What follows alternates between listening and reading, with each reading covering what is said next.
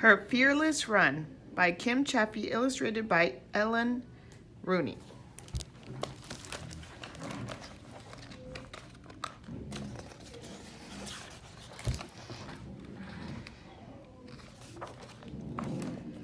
Pat, pat, pat. The summer sun beat down on 12-year-old Catherine. She held out her piece of chalk and marked the tree as she ran past again. 2 laps to go. Catherine dripped with sweat. Her legs felt like noodles, but she kept running. 1 lap to go. Just a few more feet. A few more steps. 1 mile. Catherine held her head high and tried to catch her breath. But the mailman stared. The milkman asked if she was okay, because in 1959 it was strange to see a girl running. Girls weren't supposed to sweat. Girls weren't supposed to compete. They were too weak, too fragile for sports. That's what most people thought, but not Catherine. She thought running was magic.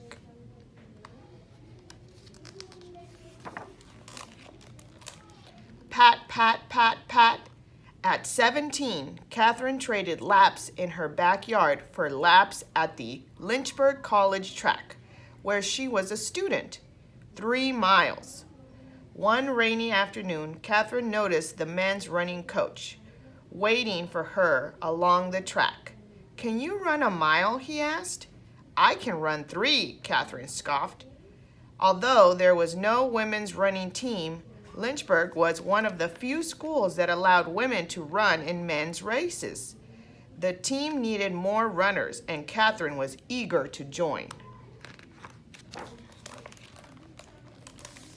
Pat, pat, pat, pat, pat. 4 laps around. 3 laps to go. 2 laps. 1 more. She finished her first competitive mile. One day, Catherine interviewed 2 teammates for the sports section of the school newspaper. They had just run the Boston Marathon, a race that was more than 26 miles long. Catherine's eyes shined. She had never heard of anyone running that far.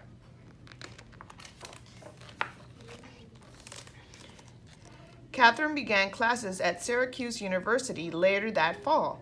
Like Lynchburg, there was no women's running team. Syracuse didn't allow women to compete in races, but the men's running coach invited Catherine to practice with them.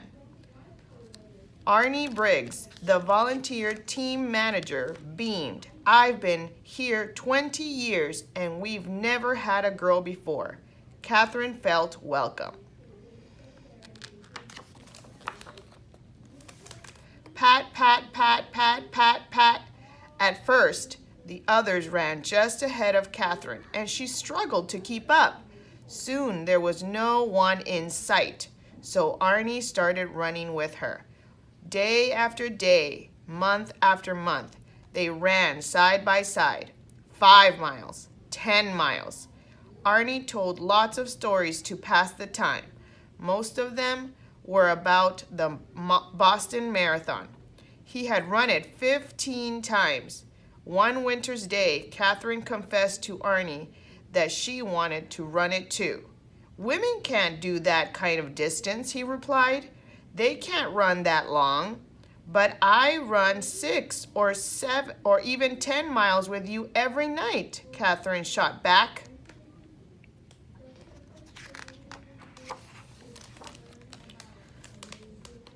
Arnie always told her how good she was at running. How could he doubt her? Catherine knew that 10 miles was a long way from 26, but she believed she could run any distance if she trained for it, and she wanted to train for the Boston Marathon. "If any woman can run a marathon, I believe you could," Arnie admitted, "but even you would have to prove it to me." "You're on," replied Catherine.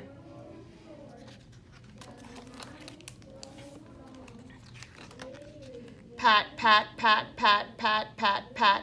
Catherine ran through the bitter cold of January and February and March.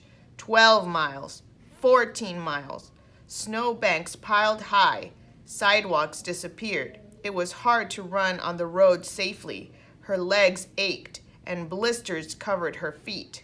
16 miles, 18 miles. She cut triangle wedges out of her sneakers just to get them over her swollen toes. On her last training run, Catherine ran and ran and ran 31 miles. That was almost 5 miles farther than the marathon. Catherine was ready. But Catherine had a problem. For 70 years, only men had been allowed to wear an official race number while running the Boston Marathon. Would she be accepted as a woman? Should she run without signing up? Catherine checked the rule book. The section titled "The Marathon" said nothing about the distance being only for men. The entry form said nothing about it either. After all, women weren't supposed to sweat. Women weren't supposed to compete. They were too weak, too fragile to run that far. That's what most people still thought. But not Catherine. April 19th, 1967, the day of the Boston Marathon.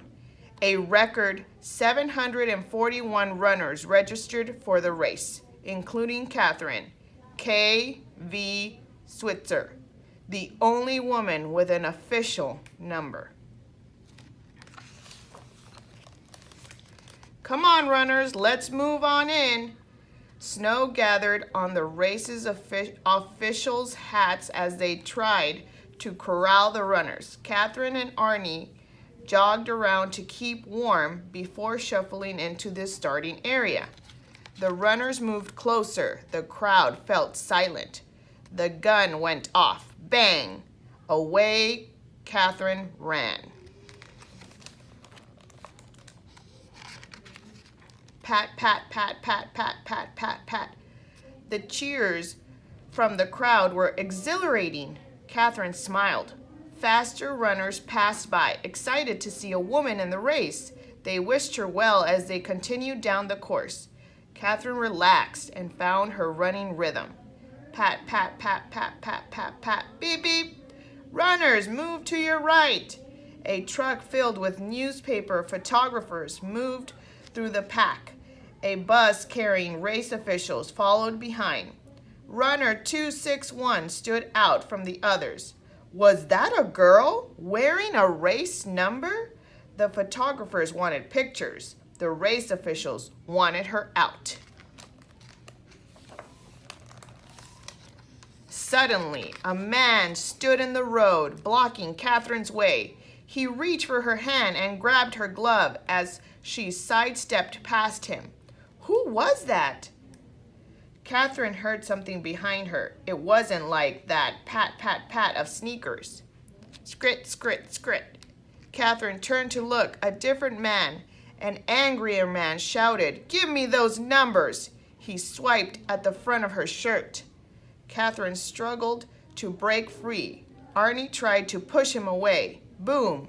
Another runner barreled into the man and sent him flying off the course, shaken but freed. Catherine ran as fast as her legs would take her. Pat, pat, pat, pat, pat, pat, pat. For a moment, Catherine wondered if she should quit. She still had 24 miles to go.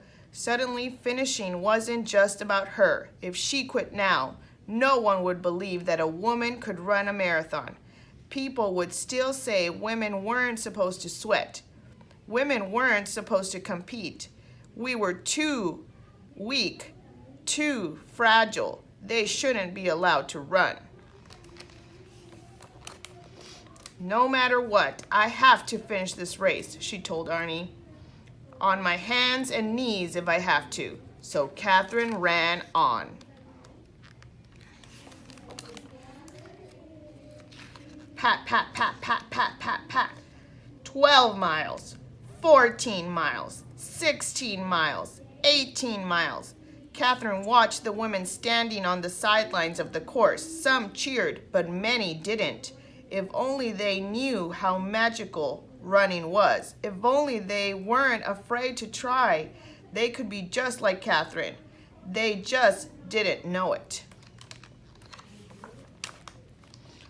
Catherine rounded the final corner. Less than 2 blocks to go. Just a few more feet. A few steps. 26.2 miles. Catherine held her head high and tried to catch her breath. Reporters surrounded her. "What made you do it?" they asked. "Why Boston? And why wear numbers?" Catherine's answer was simple. "I like to run. Women deserve to run too."